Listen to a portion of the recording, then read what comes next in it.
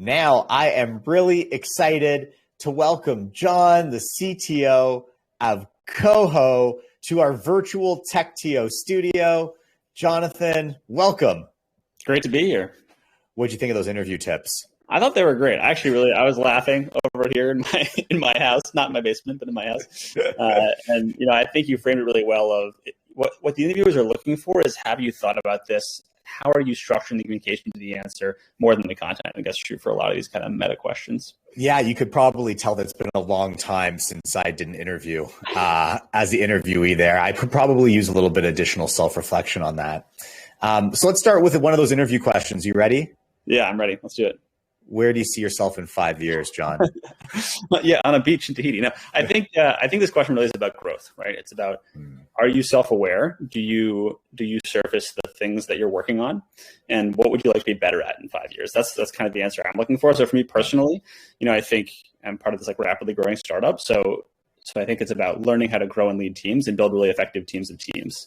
And that's something I'm always working on, right? And it's a hard problem. And I think it's, I hope to keep you working on that in 5 years. I love that. So let's talk a little bit about that rapidly scaling startup. What is KOHO? Yeah. So, you probably heard it referred to as like a challenger bank or a neobank or a fintech. I'm required by OSFI to say we're not a bank, not a Schedule I bank in Canada. But what we are is we're a financial services product. So it's implemented as a card, virtual and physical card, and it's spending, savings, cashback, credit, a bunch of different financial services that would be referred to as sort of core banking services. Don't tell Jim Miller from RBC. Don't worry, he's 5 years away from retirement anyways. What's the best part about working at KOHO? I think the culture and the people, right? I'm sure this will come up later in the process, but I joined earlier in this year. So I joined in January, and I looked at 20 plus companies before I landed on KOHO. And there were a few things primarily I was looking for. One was a mission that I aligned with. Two is a great culture, and three is great people, right? You spend most of your waking hours at work. You better like the people you work with, or you're wasting your life. And that was a big priority for me.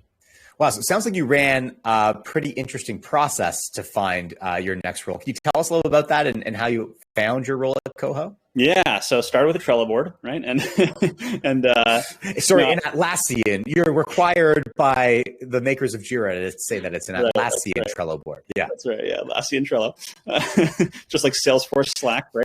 That's right. As today the deal closed, I think, or yesterday, I don't know, pretty recently. Yeah, so I started with the Trello board, and I'm a big believer in putting a lot of irons in the fire. So I worked with some executive search firms. Mm-hmm. I worked with some recruiters that I know personally. I worked through my network, and I just sort of cast a wide net and had a lot of early conversations and had pretty strict criteria for what I was looking for. And just to preempt the next question, a big thing for me was company stage. I really wanted a company that was kind of like Series B, Series C, Series D, sort of in that scale up phase, money in the bank, trying to grow the business, but still early enough that you can have a big impact. Now, tell me a little bit about your career before KOHO, because you've been at all those different stages of tech companies. So I'm curious about your experience with them and why you've now narrowed in on this particular stage for yourself. Yeah, so I've been at companies from 2 people all the way to 20,000 people, and pretty much everything in between. The only stage I haven't been at is Google scale, sort of FANG, 100,000 people.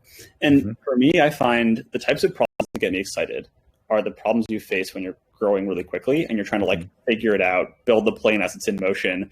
If you're a fan of the blitz scaling analogy, you're actually accelerating the plane down into the cliff while you're putting the wings on, right? Well, they really wanted to make it a scary analogy, huh? Yeah. But that's what gets me out of bed in the morning, right? I hate being bored at work. I love hard problems. I love the problems that come with scaling quickly. And so that's what I was targeting. Got it. So now at those 2-person companies or 20,000 person companies, you've worked with, I am assuming, teams that were really small by necessity and also teams that were quite big. Yeah. Can you tell me about the advantages of working in different sizes of teams? Mm-hmm. Yeah, sure. So at smaller teams, I think you have to wear a lot of hats and you have to do a lot of different jobs at the same time. And you have to be a good generalist, right? Mm-hmm. At a small company, you can't have a designer and a programmer and a product manager and a copywriter on every project, right? You have to just have one person who can kind of do it all. Whereas at a Wayfair, which I was at prior to coming to KOHO, 20,000 people, you do have 5, 6, 7 specialists involved in every project. Right. And so that's, I think, one of the biggest differentiators. If you want to specialize and go really deep on something, I think there's room for that in bigger companies. If you want to be a generalist and wear a lot of hats, I think you're better off on smaller teams. So that's a worthwhile reflection to put on the Trello board and decide where in your career you are and what outcomes you want from that experience. You mentioned Wayfair. You grew an engineering team from 11 to over 400 at Wayfair. Yeah. What's the hardest part of that kind of growth? Yeah. So it peaked a little over 600, and it wasn't all hiring. It was also just like teams being rolled under me over time. I think the hardest part of that growth is maintaining culture as you grow and disseminating information, right? Like when you're 11 people, everyone knows everything, right? When you're 600, like basically nobody knows anything, right? Like I think one of the lessons, like hard lessons that I learned as part of leading a big team was that as a leader, it's easy to think that the message you're trying to deliver is being percolated through the organization. And that's almost always not true. And that the leaf nodes of your organization probably have not heard the information, right? And you have to say it 3, 4, 5, 6 times so people are sick of hearing it until it's actually percolated through the org. So you're a repetition or quantity-based believer versus a quality-based believer. I think that's right. And I think that, a lot of people will say, hey, we're in a remote world, let's write stuff down. Let's be like a more of a writing culture versus a talking culture. But there's such a big flood of information that people don't read the things you write down. It's not possible to read everything. So I think you need those live touch points, right? You need those all-hands meetings. You need opportunities to talk to people face to face. Yeah, couldn't agree more. Now, you've mentioned one of the challenges you're excited about is building teams of teams. Yeah, we're talking about this growing from 11 to over 600 team of teams at Wayfair. Yeah. Did you always know you wanted to be like a dev manager, or was there ever a time where you thought maybe like an individual contributor path was more suited to you? And like, doesn't everyone start as thinking they're going to be an IC? Like, does no one grow up and be like, I can't wait to manage teams of teams? Yeah. No, that's a great question. So to go down memory lane a bit. So my first job was at Wayfair. I left, did 3 or 4 other companies, came back. And actually the reason why I left the first time at Wayfair was because they were trying to push me into a management role. And I wanted to be an IC for a few more years and sort of build my technical skills, see other tech stacks, see other companies. And so I actually left the company because I didn't sort of like want my career to take that path at that point in time. And a big part of that was because I think to be an effective technical leader, you have to have the technical knowledge to gain the respect of your team. Sure. And so I wanted to spend more years developing the technical skills prior to becoming a manager. But I think to the question of did I always know I wanted to be a manager, I think I've always enjoyed like leading people in different contexts in my life, whether that was like a squad leader in my fencing team or like the troop leader in my Boy Scout troop or whatever, right? Like it's something that I was kind of always gravitated towards. You talked about earning the respect of the team. When you're 11, I'm sure you're 11 people on the team, you have a lot of context for the code and you're probably on the cutting edge. When it's now 600, like how do you make sure you don't lose touch with the code base? How do you make sure you're staying on top of what's happening? Like there's a lot of interviews in between 10 and 600, right? Yeah. So I think one of the biggest ways that I stayed in touch with the tech at Wayfair was like being part of war rooms when things were going wrong. So that was a big one, right? And at a big company, you always have incidents, you always have major events. Wayfair's a retailer, so obviously the big events around like what we call Cyber 5, basically Black Friday, Cyber Monday, the big shopping days of the year. And so I would always be in those war rooms. I'd always be part of those conversations and be involved in like the bigger sort of technical architecture discussions. Right.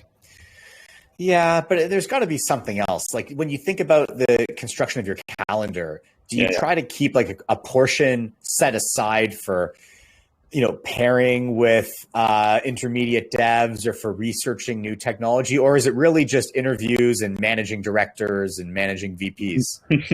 So I think the role at Wayfair was different than the role I have today at KOHO. Talk about KOHO. Yeah. I think at KOHO, I do try to block off time on my calendar to do technical work. And it doesn't necessarily mean like writing code and contributing to sprints, but it does mean like I'm in the Amazon Web Services account. I'm like looking at task configurations in ECS, right? I'm like reading about DynamoDB. I'm actually spending time like building POCs in my free time. Ashraf has a great insight. He's actually getting more information on the code through the interviews. This is a pro tip. This is actually a great pro tip. Honestly, like we were going through a big transition at Wayfair, and like the hard problems we were facing, I would just ask all the candidates the same questions, right? And figure out people thought about it. I love it. No, I think it's great. I think being intentional about that. I think, my perspective here and what I want the community to know is that they shouldn't get too far away from the keyboard. Yeah. And I think being Not that it's going to be the majority of your role, but even as you're building teams to be try to find a way to stay close to the keyboards, close to the code, close to emerging trends and technology, so that you're not reacting only in the war rooms, but you're proactively understanding where it's going. I think that's a big component of the leading teams. Yeah. The other thing you talked about was culture. I mean, how do you keep the ship fast and break things culture and the ownership mindset of 2 people, 10 people when you get to some of these teams that are operating at scale? Yeah.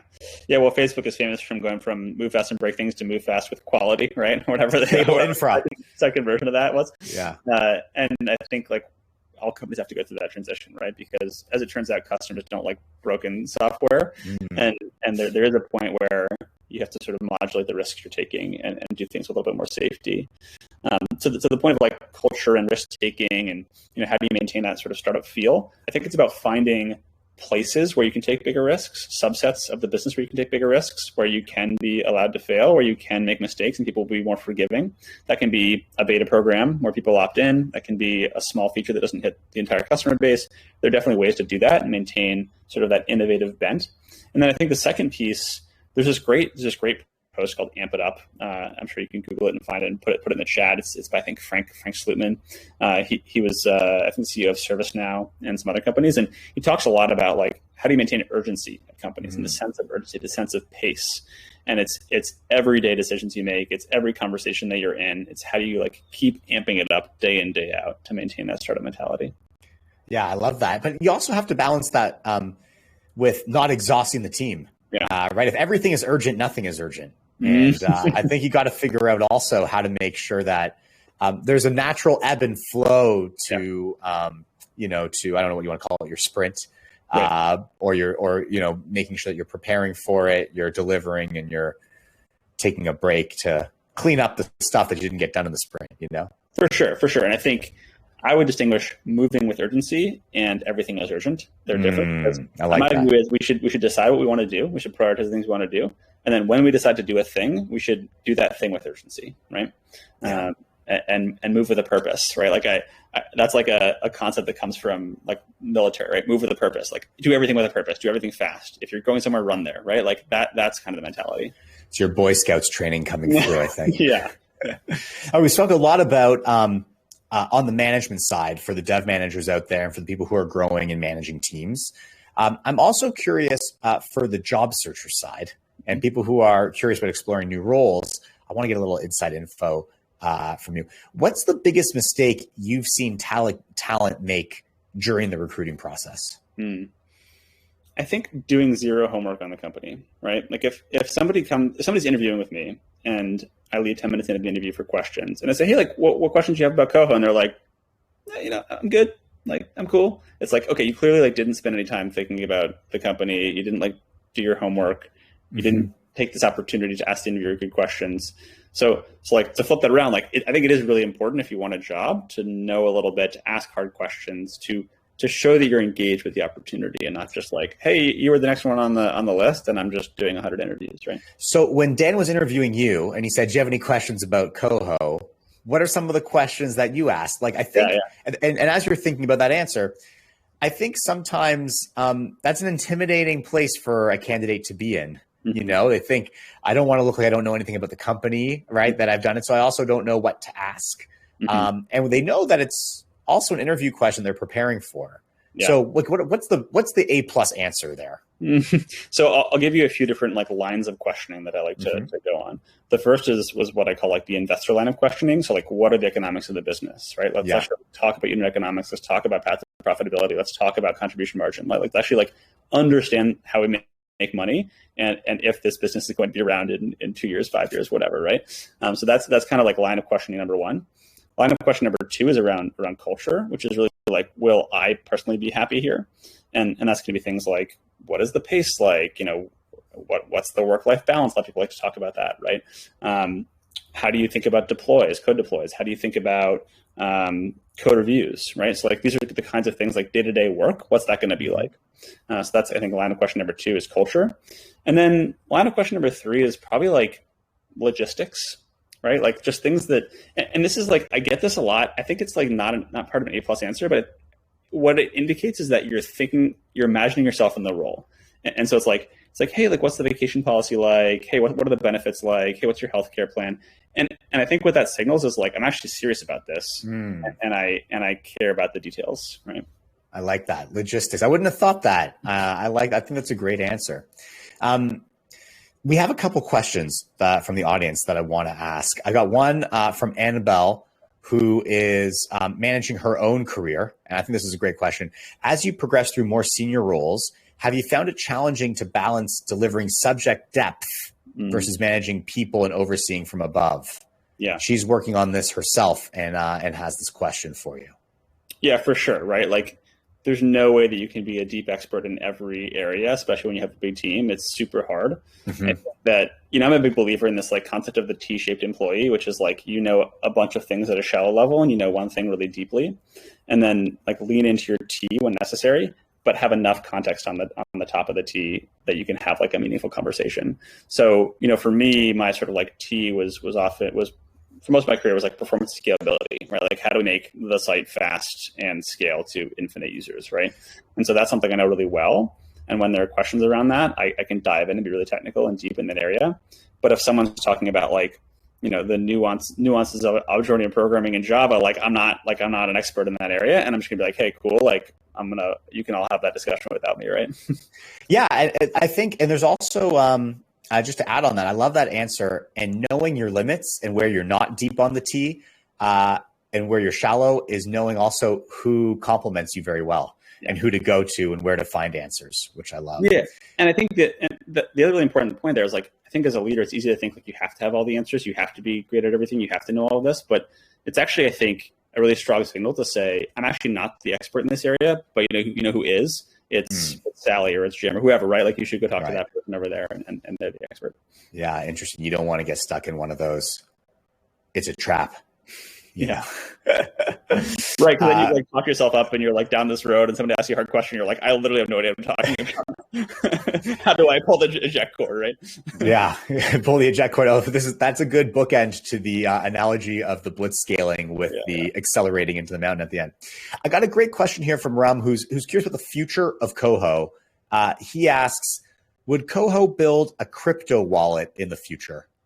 We're talking about it. Yeah. So, I'm not sure how much I can share, but we have a partner in the crypto space. All friends here. We're all we have a partner in the crypto space that we're hoping to launch a card with them, a white label card with them in the somewhat near future. And we have been talking internally about crypto wallet as well. So it's on the roadmap. And he has a follow-up because he's interested in that answer, which is when you're able to ask questions of the startup, is it okay to ask them? Like you asked about the unit economics. Can you ask point blank? What's the runway? Are we going to be around in 6 or 12 months? Absolutely. Yeah. It's like one of my first questions, when I'm interviewing companies, what is the runway? And then the default alive, default dead question is a good one as well. If you're familiar with I think it's Paul Graham concept, but basically it's like, if growth stays the same, and do you either cross into profitability before you run out of money, or do you run out of money first and die? That's like an important question as well. I think you should ask. Because and it's okay for a startup to be default dead, right? Yeah. It's just about understanding where you want to be on your risk reward spectrum and those stages that you talked about up front, knowing where you're joining. Exactly. Yeah, and one of the things I harp on too is that people talk a lot about risks of startups, and what I say for an individual developer, your risk is like basically zero because you can get a job in a week, right? There's so much demand for developers that really the risk is not enjoying the work you're doing and not learning. Wow, I love that. What, in your mind, maybe it's crypto wallet, but maybe it's something else. Like, what do you think are the biggest challenges at KOHO that you're thinking about? So this product that we just launched that I'm super excited about, and I think is sort of hopefully the future of KOHO, is what we're calling our earned wage access program. And basically the concept here is like, if you work a day, you should get paid for that day. Why do we get paid every 2 weeks? It makes no sense, right? And so we're partnering directly with employers. And so when you work a day, we get the data on your time and attendance, and we get the data on your hourly pay, and we'll offer you that pay for free same day. Unreal. Yeah, that's a good question to answer now when someone asks you about logistics. Yeah. How frequently do you pay? Is it hourly? Is it daily? Every second, right? You can catch out. Yeah, but you're right. Like it's a relic of the old world where we process checks and we and wires were manual or something, right? Like now we can. Yeah, it doesn't seem like it could be every second. Remote, yes, no, maybe so. Well, I'm here in beautiful Vermont, working for a company with its headquarters in Toronto. So, I'm a big remote first proponent, and KOHO is on remote first as well. And actually, our executive team is distributed. So we have somebody in San Francisco, I'm in Vermont, somebody in LA, somebody in Vancouver, somebody in Toronto. So yes, I'm a big believer in remote work. And what roles are you hiring for? We are hiring largely across the gamut. Specifically on tech, we're looking for backend developers. Sort of like our biggest need right now. But the team grew from like 50 to 90 in the last 7 months on tech. So lots of open roles. You've been there before. John, this was so much fun to chat with you tonight. Thanks for coming out. Thanks for sharing with the community, and excited to continue to watch the growth of KOHO. Me too. Awesome. Thanks, John. Unreal. Be sure to connect with John on LinkedIn, and you got to check out the KOHO careers page. You heard it here first. Remote, distributed, tons of full stack stuff across the gamut.